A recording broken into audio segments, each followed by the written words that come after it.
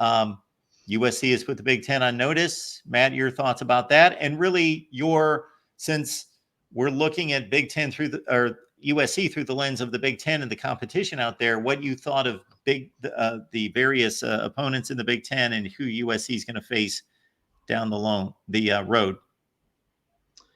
So not to overreact to week one, but by golly, I mean, Oregon leading Idaho by 3 points in the fourth quarter in Autzen, 3, like that's astounding. And like Dylan Gabriel completed over 40 passes, and yet Oregon wasn't scoring. Like that's just the weirdest thing. So I didn't see that game, right? Because it was a cupcake game. I wasn't focused on it, but wow, like that's pretty crazy. And not to cut you off, Matt, as soon as I saw that score coupled with Dylan Gabriel's line, I immediately went to the box score and the play-by-play to figure out, because usually I'm thinking, okay, when you've got a quarterback completing 41 of 49 for almost 400 yards and they score 17 points against Idaho, or 24 points, but only had 17 late in the game against Idaho, I'm envisioning like 80-yard drives in which they kept fumbling inside the 10, or Idaho was going on 8-minute drives, but then Oregon would stop that. Well, Oregon had a missed field goal. They did have a drive that ended the first half and they didn't score, where they actually drove down the field. So they picked up some yardage there. They actually had 2 drives where they got stopped on 4th down after a fairly lengthy 50, 60-yard drive. So they had a lot of empty possessions in which they picked up yardage, but could not kick in the door. Yeah, that was pretty wild. But, it is just one game. And, I can imagine the Oregon players thinking, like, this is not a game we have to get up for, like that they mentally dragged. So I'll just hold off on Oregon for now. But when you look at the strong statement that Penn State made in Morgantown against West Virginia, and you could say that West Virginia might not be all that good, but it's not easy to win in Morgantown. You go through college football history. It's not easy to win up there in West Virginia, and Penn State made that look very easy. No drama. Just took care of business. Drew Allar looked solid. So Penn State gets pretty high marks, but Ohio State and Oregon. Did week one do enough to move me off the idea of it's Ohio State and Oregon versus the field? Not quite. But I will say, like, I have to think about it. Like, I have to at least question whether it's Ohio State and Oregon versus the field now in the Big Ten. But I need to see these problems persist. And one of the things about this business, it well, don't overreact to one game. And really, the challenge is, if you're a savvy analyst, if you really know your stuff, you will know what the difference is between let's not overreact and, oh, this is a 5-alarm fire. Because sometimes week one does expose the weaknesses at a deeper level. A good example last year, Clemson-Duke. Clemson's issues that were exposed in week one, they persisted. So like that was an indicator. That was an indicator of Clemson's frailty a year ago when Clemson lost in Durham to the Blue Devils. So that was an indicator. But a lot of week one games, it's all a mess. We don't have preseason games in this sport.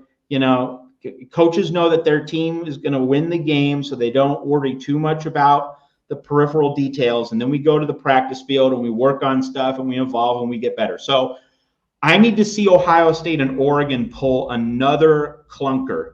I mean, Ohio State wasn't a total clunker, but Ohio State also didn't look all that great in the first 20 minutes against Akron. So I need to see Ohio State and Oregon continue to struggle at least one more time, maybe 2, before I truly reorder my Big Ten hierarchy.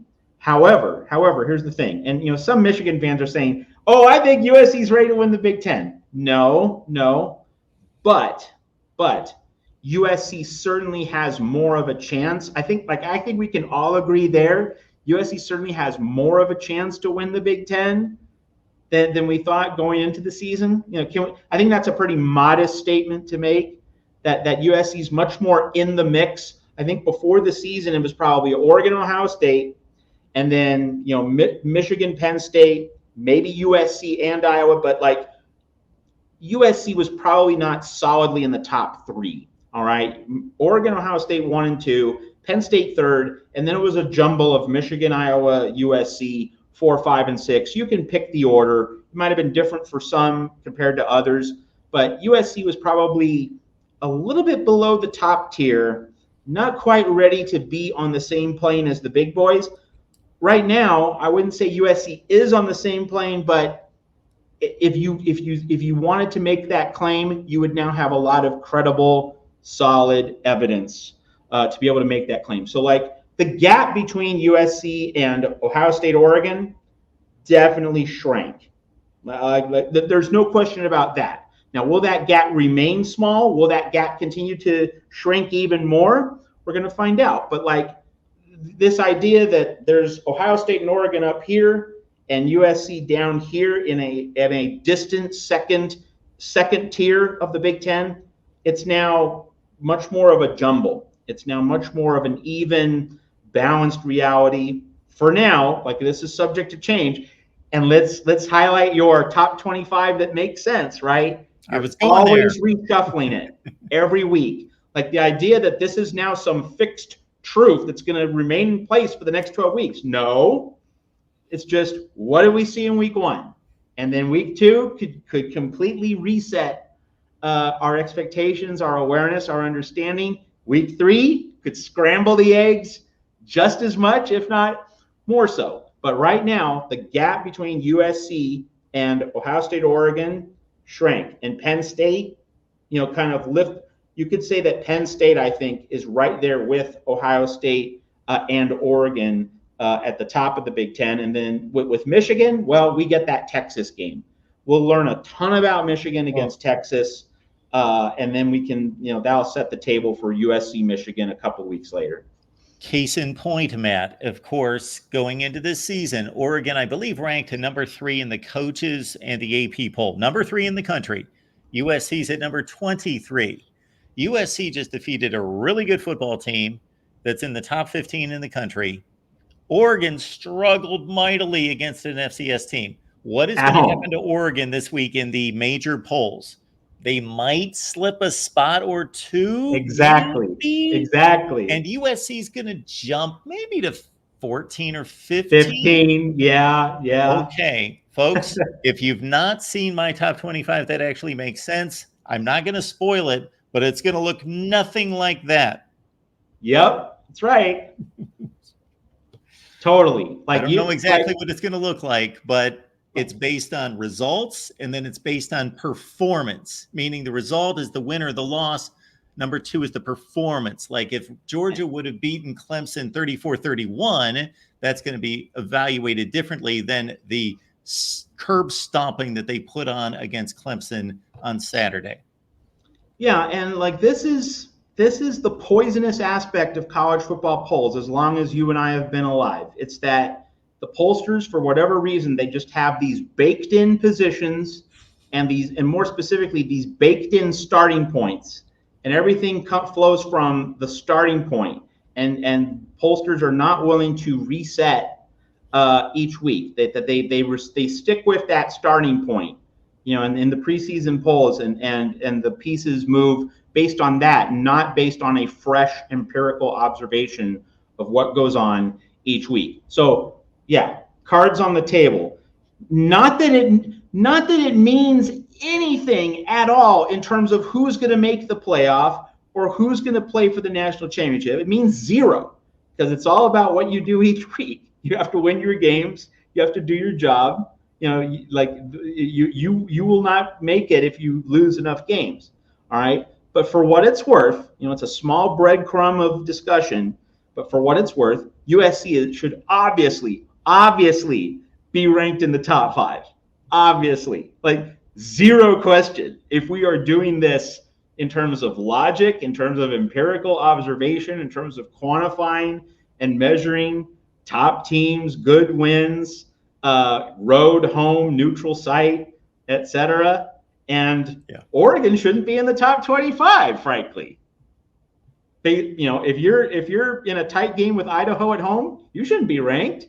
But and before any Duck fans in the chat here at the Voice of College Football get angry with me, if Oregon beats Ohio State on October 12th and is unbeaten, you'll be number 2, number 1. You'll be in the top 2, top 3, no question about it. No one is going to argue with it. So it's just that a lot of people feel uncomfortable with, well, we can't move a team down 20 spots one week and then up 20 spots the next, as though there's some kind of law against that. No, actually, that's the point. And this is why I love you, Mark.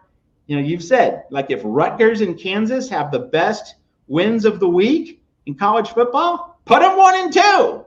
No one's getting hurt. You're just measuring that week. That's it. You're not predicting what's going to happen next week. You're not predicting what's going to happen 3 weeks from now. You're not predicting what's going to happen 2 months from now. You're not predicting the playoff either. You're just evaluating 1 week of football, for the love of God.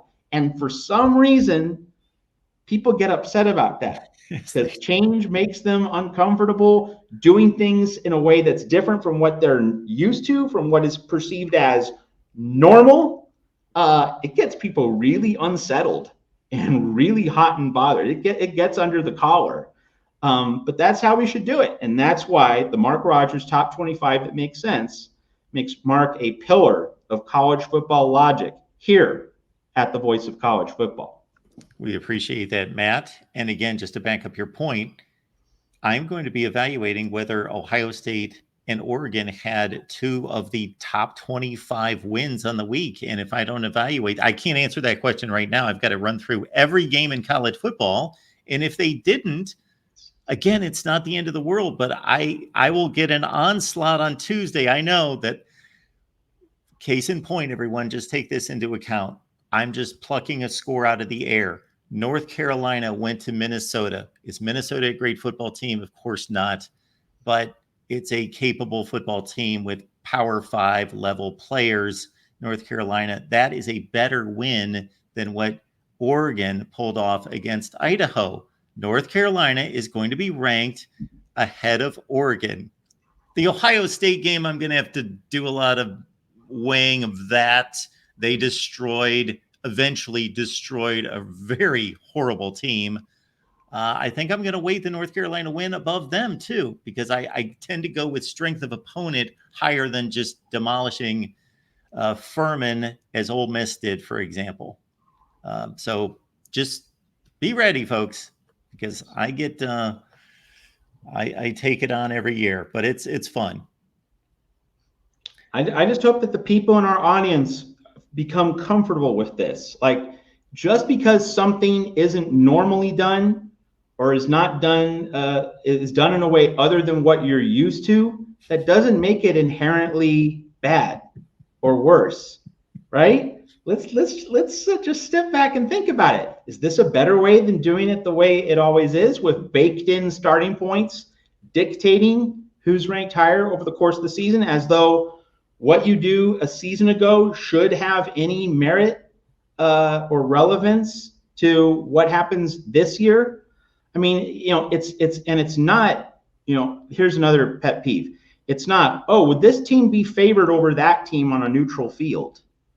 I hate that as a measurement. I mean, for the love of God, if you're favored by 27 points and you win by only 6, if Vegas spreads are a legitimate talking point, and again, I don't think they are, or at least I don't think they should be. If Vegas spreads are a legitimate measurement, okay, are you covering spreads every week? Like, is that going to be the new normal in terms of how we measure what you do? And keep in mind that whether you cover a spread or not, first off, are you covering it by 1 point or are you covering it by 21? And second, like, are you covering it because you dominated, or are you covering it because some crazy stuff happened that Scott Van Pelt's going to mention on Bad Beats with Stanford Steve? So, getting into that whole point spread thing, it's what have you done and how good are your opponents and where did the game happen, home, neutral, away?